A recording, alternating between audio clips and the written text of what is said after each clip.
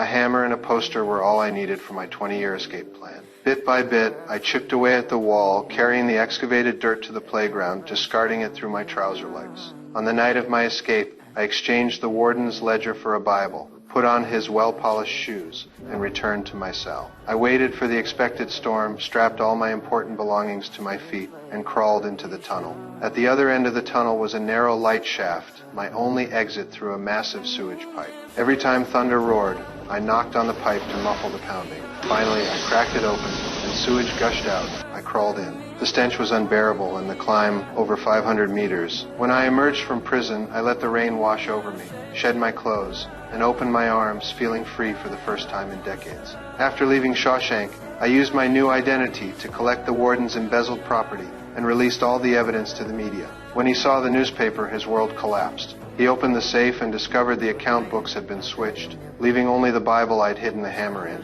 Redemption lay there. The next day, when the police raided the prison, I had already driven to the Pacific coast. The captain of the prison guards had been taken away, and the warden, overcome with guilt, committed suicide in his office. Not long after, Red received a postcard from me. He saw the address and knew where I was. He was happy for me, but every mention of my name filled him with bitterness. He knew some birds can't be caged, and trapping them is a crime in itself. Years later, Red was finally granted parole. 40 years in prison had given him the best years of his life, but those years had made it difficult for him to adapt to life outside. He decided to fulfill his promise. He found the oak tree I mentioned and retrieved the letter and travel expenses I had left for him. Back at the hotel, he carved the words "Red was here," but this time he chose a different path. On the Azure coast, we finally met again.